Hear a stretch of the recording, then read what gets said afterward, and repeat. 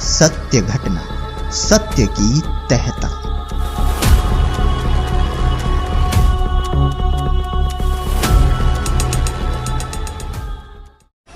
बीमारियों का दौर, दुख इतना कि सुनकर ही रूह कांप जाए।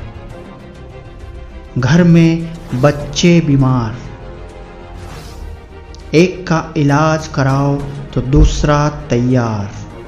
बीमारियों का दौर था मेरे घर के अंदर। इतना दुखी था कि बच्चे घर में इतने बीमार होते थे, एक को हॉस्पिटल ले जाता था तो दूसरा तैयार मिलता था। इसी के चलते घर में भूत प्रेत का साया। क्या बोलूं, उसके साथ साथ घर में भूत प्रेत का साया था। वक्तमती के ऊपर एक प्रेत आत्मा है, सबसे ज़्यादा परेशान करती है। 7 साल तक बना रहा सीने में दर्द, तांत्रिकों के खूब काटे चक्कर। यहाँ पे सीने में है ना दर्द होता था। 6-7 साल से बराबर झेल रहा था। काफ़ी इलाज कराया, तंत्रों के पास भी गया, उनने पैसा भी लिया। 3-4 लाख रुपए तंत्रों ने ले लिया और हॉस्पिटल में तो कम से कम 4-5 लाख का खर्चा।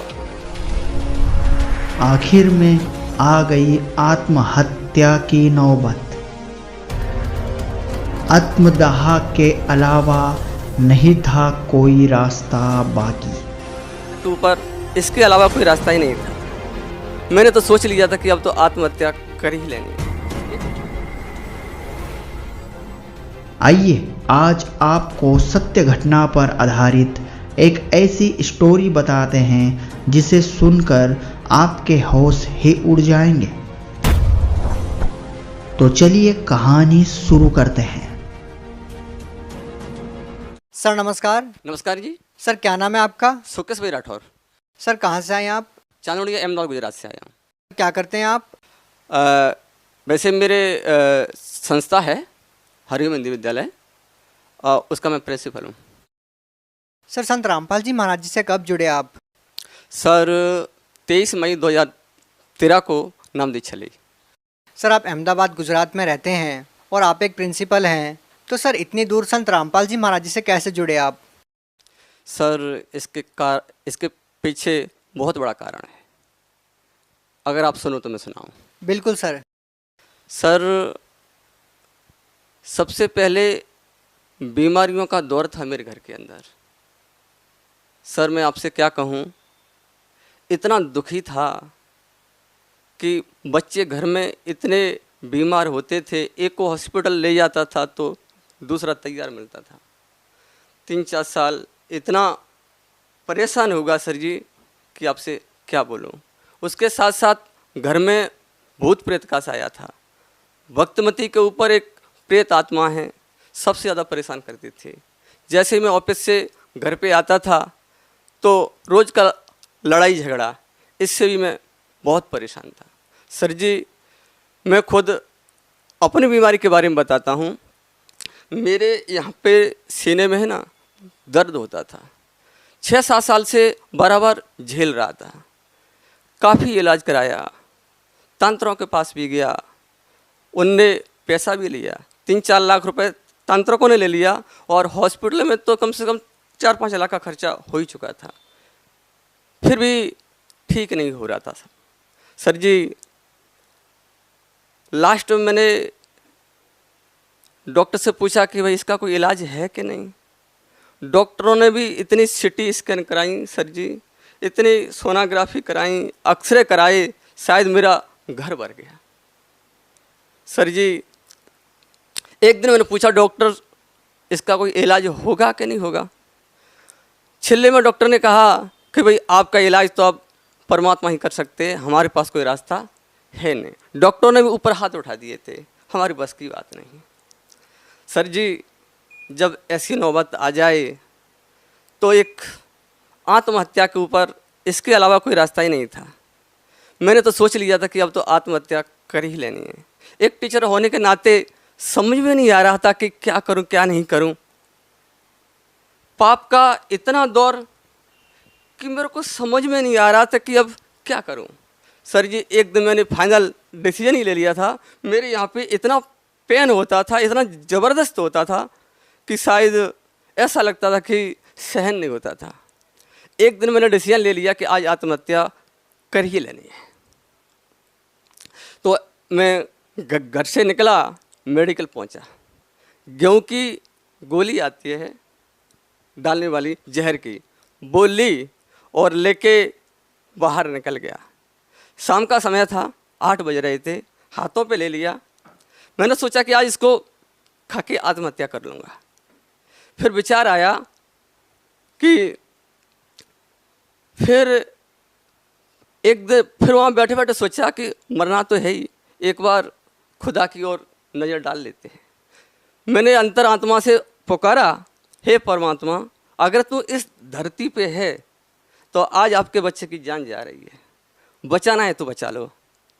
उसी समय मन में प्रेरणा आती है कि मर तो रहा ही है, एक बार मम्मी पापा को फ़ोन तो कर ले। तो मैंने मम्मी पापा को उसी समय फ़ोन किया। पापा ने पूछा कैसा है, मैंने कहा कि सब अच्छा है, बस आपका बेटा आज ही मर जाएगा। क्या बात है कि मैंने बोला कि आज मैं आत्महत्या करके मर जाऊंगा। मैंने बोला कि जो मेरा इलाज वो ठीक नहीं हो रहा है, डॉक्टर ने भी हाथ उठा दिए हैं। तो पापा ने संत रामपाल जी महाराज से नाम दीक्षा ली थी 2009 में।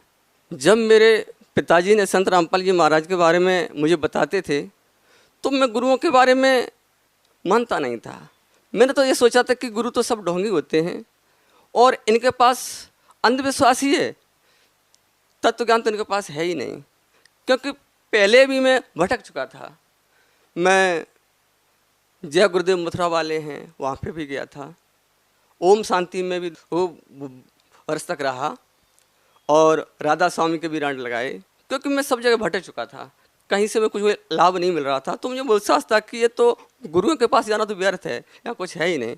तो कितनी बार पिताजी ने बोला, फिर मैंने इनकार कर दिया कि मुझे नहीं बाबाओं के चक्कर में पड़ना है।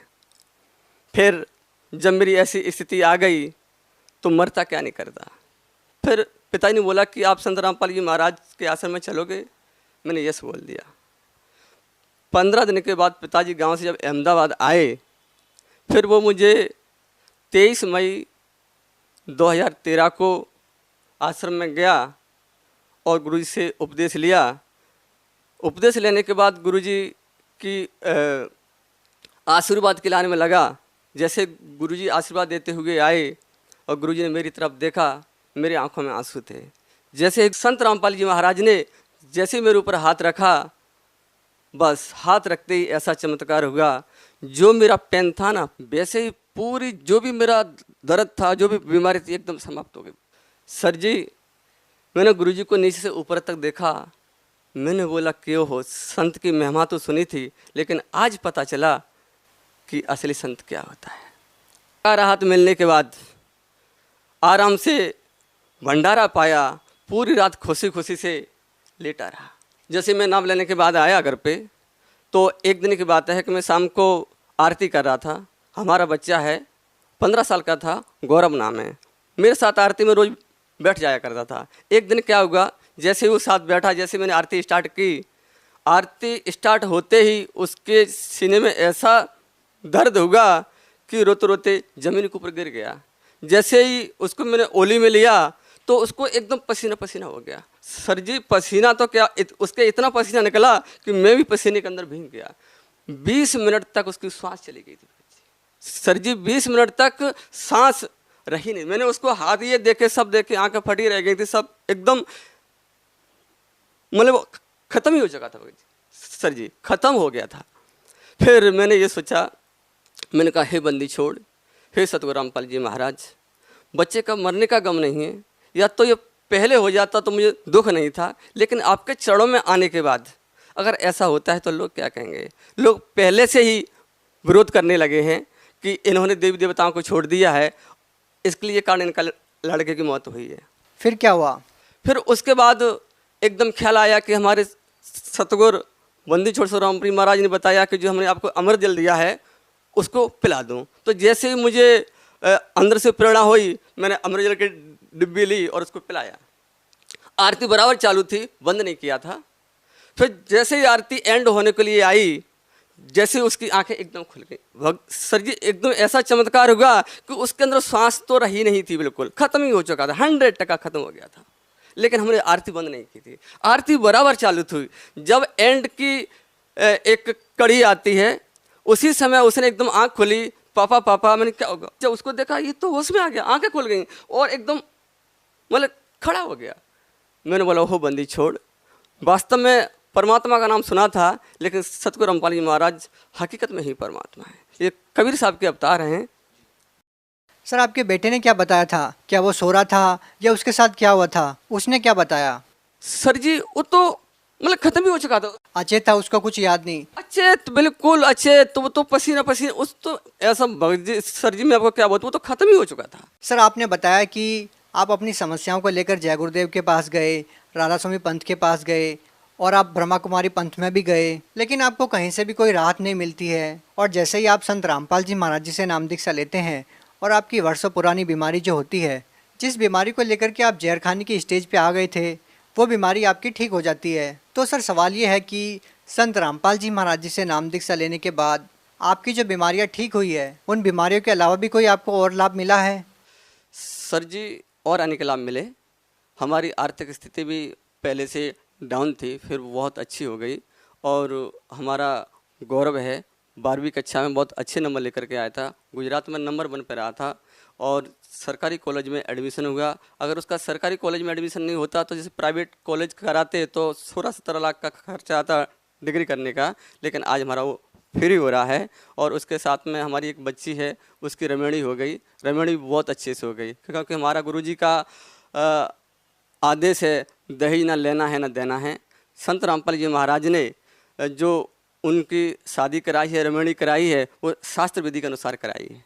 सर जी एक समय ऐसी स्थिति थी जब मेरी आर्थिक स्थिति बहुत डाउन थी। जब से संत रामपाल जी महाराज से नाम दीक्षा ली है ना, आज सर मैं आपको ऐसा बोल सकता हूँ कि आज मेरे घर के अंदर सातों सुख बता सकता हूँ। सर जी आज मेरे घर में किसी प्रकार का कष्ट नहीं है, किसी प्रकार की बीमारी नहीं है, किसी प्रकार का भी मतलब किसी की कमी नहीं रख रखी है। गुरुजी ने सब कुछ दे दिया है, सब कुछ। क्या कहूँ कि आज मैं इतना सुखी हूँ सर जी कि मेरे कहने पे कोई कुछ शब्द नहीं बचे मेरे पास।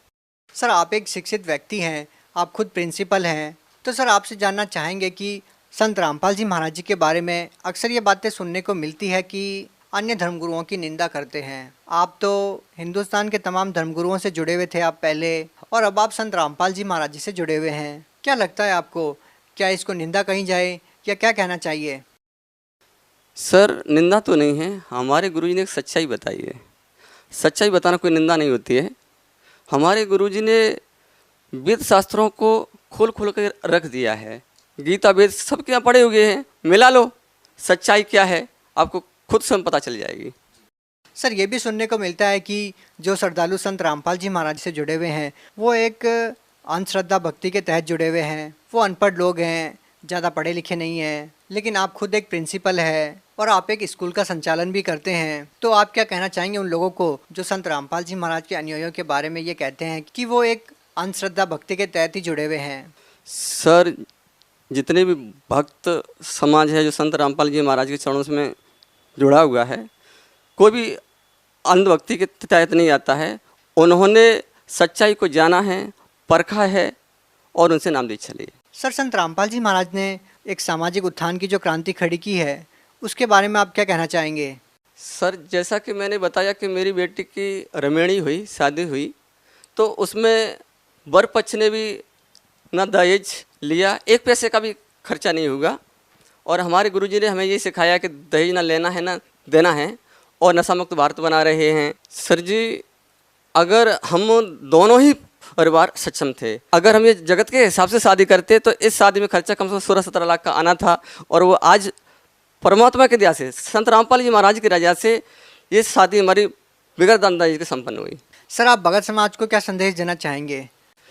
सर जी भक्त समाज को प्रार्थना ही कर सकता हूँ कि वो संत रामपाल जी महाराज का सत्संग सुने और जो हमारे गुरुजी की लिखी हुई पुस्तकें हैं उनको पढ़ें, सच्चाई को जाने परखें और उपदेश लें और अपना कल्याण कराएं। जी धन्यवाद। सही सब। सत्य घटना, सत्य की तहता।